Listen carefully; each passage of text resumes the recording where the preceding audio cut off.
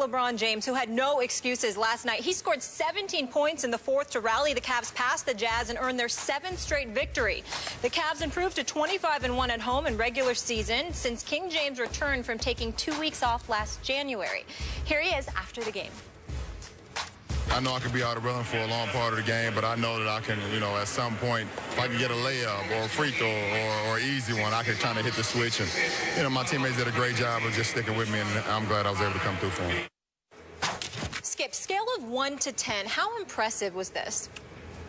Stephen A., I love LeBron's game last night. I'm going to go all the way to a 10, and a 9, and I would go to a 10 if the opponent had been a little more worthy, maybe even on the road. But Utah, even though they're extremely long and extremely tall, they really don't have the muscle or athletic ability to deal with LeBron James when he is committed. And did he ever get committed in the fourth quarter?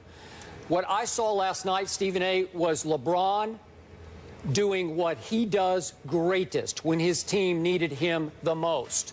I thought he looked last night as fresh and as athletic, quick, powerful, explosive, maybe more so than I saw any time last year. He looked, I know he's had back issues, but boy, he looked like vintage, younger LeBron last night, and I was impressed. I was also impressed that with 10:05 left in the fourth quarter, I'm assuming he leaned over to David Blatt and said, put me back in, because usually, as you well know, the stars wait until maybe the 7-minute or 6-minute mark to come in and give it their all down the stretch. And LeBron saw the game slipping away. They were down 5 with 10:05 to go. And I'm assuming he said, put me in, coach. And in he came. He missed his first shot, an 8-foot jumper. And then from that point on, he scored 17 points all in the lane. What do we always say on this show? Take it to the rack, because nobody can stop the freight train that is LeBron James when he unleashes on a team like he did on Utah. And all of a sudden, you can just look down the play-by-play. Layup, 5-footer off the glass. Layup +1. Rodney Hood made the dumb play of the night, actually tried to stop LeBron from shooting a layup by hugging him. You can't hug LeBron James. You better take him down, because he took you down, took you right to the hole for an and one, and he made that free throw. His free throws are always a little bit of a liability. He made 5 out of 8, but he was getting to the free throw line, hurting Utah that way. And to his credit, Stephen A., he took 1 3-point shot in the whole game, and it was a one to go ahead, 98-96, with 5 minutes to go, and he missed that. LeBron is having a dismal 3-point shooting year so far.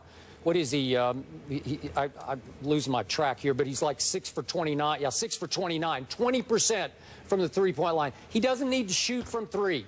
We saw in the playoffs, he set the all-time record for players with 100 or more attempts with 22.7% in the playoffs last year. I don't even know why he wastes his time shooting threes. You can argue he needs to keep the defenders honest. But once he said no more threes and he continued to attack, this game got out of hand in favor of the home team. So to me, that was vintage LeBron saving his team from a pretty ugly home loss. And obviously, they still don't have a Shumpert, and obviously they're not quite at full strength right now. And when they do get healthy with Kyrie and Shumpert, then they're going to be a force to reckon with. I don't see anybody beating them in the East.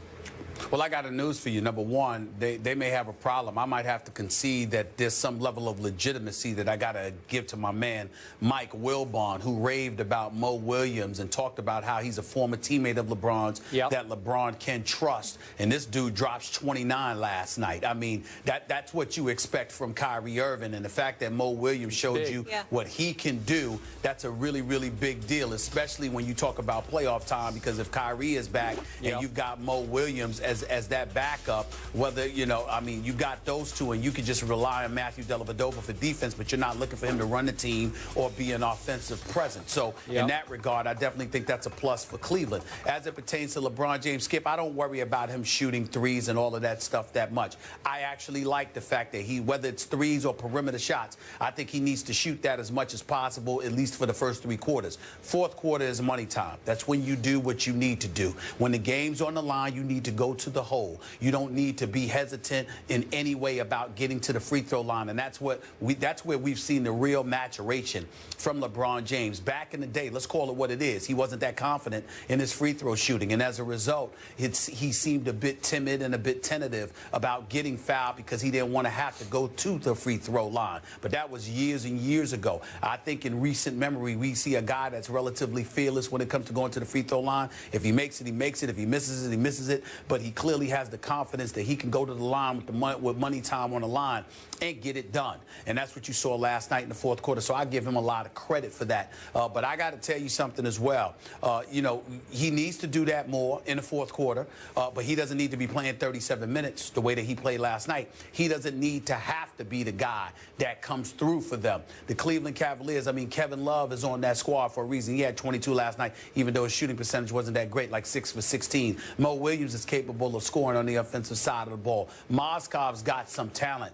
At some point in time, the Cleveland Cavaliers need to prove, I'm not saying in the playoffs, but they need to prove during the regular season that they don't necessarily need LeBron James in order to win regular season games. At least some of them. Somebody else needs to be able to step up and deliver the goods without him having to do it. Because, Skip, if he does what you tell him to do, if he does what you suggest, he's not going to have but so much. You know, come playoff time, because he's putting his body through it, not just by being on the court, but by absorbing all the contact he inevitably is going to absorb when he's attacking the basket. So you don't really want him to do that too much. Do it when you have to, but that his game shouldn't be predicated on that, because he won't last. He won't last for the marathon that way. And before I finish, let me give some props to the Utah Jazz. They're just 4-3 on the season. Skip Bayless, this team is not bad.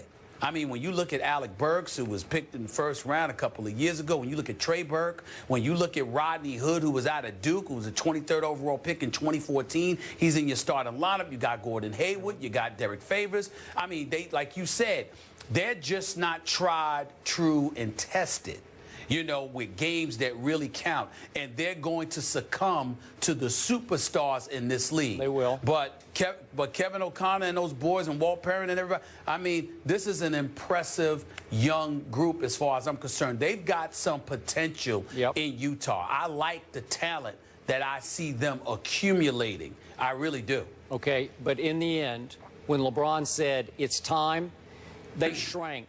To me, and again, Gobert is so long and tall and in Favors and all the rest, but they could not deal with the freight train when it was time. And I agree with you. You have to pick your spots. But he really picked a spot last night. You can say it was just Utah, and it's early in the year. I just love the way he played. And again, go ahead. And Skip, what I would say to you is that in recent memory over the last several years, we've really only seen two teams that can deal with the freight train, that is LeBron James.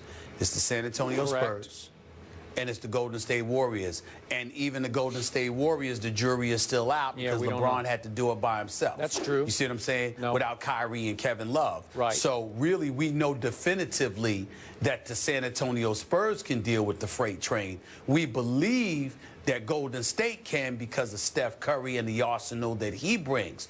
But there is no evidence that anybody else can stop the freight train that is LeBron James. I don't think Golden State can either. I don't think Golden State can, but I think they can outscore Cleveland with LeBron at his greatest. That's how they play. But that's what I mean. Right. But that's what I mean. I mean offsetting. I mean, I don't think anybody can stop LeBron James. But even with LeBron doing what he did, it still wasn't enough for San Antonio. Even with LeBron doing what he did, it wasn't enough for Golden State. Now, D-Wade wasn't 100%, obviously, when they went against the Spurs in the last series. And then last year, Kevin Love wasn't there and Kyrie went down in game one. So there's always issues to point to. But in the end, those are the only two teams that have proven they can withstand the freight train that is LeBron James. Nobody in the East has done it in 6 years. Yep, I agree. And it's just that simple. All right, last quick point. I do have to correct you on one thing. I'm not with you that LeBron completely now trusts himself at the free throw line late in games, as in with no time left, because we saw in the opener at Chicago against Gasol, I think he shied away from attacking Gasol and having to go shoot two free throws. Well, the operative words I would say is, you know, I hear where you're coming from. My belief is that he's fearless about it now. I don't think that he conscientiously thinks about avoiding the free throw line the way I thought he used to. I don't think that's an issue with him anymore. I think he goes out there, he makes the play. If he gets fouled, he gets fouled. If he doesn't, he doesn't. Whereas years and years ago, before he won a championship, I actually thought at times he was scared to go to the free throw line. I don't think that about him now. And Stephen A., to your point on Mo Williams, his return being a great offseason pickup, when he scores 25 points, 5 rebounds, 5 assists, the Cavs are 5-1, so clearly making a difference with the injured Kyrie. Welcome to Veterans Day edition here on First Take. Check out our complete rundown on Instagram.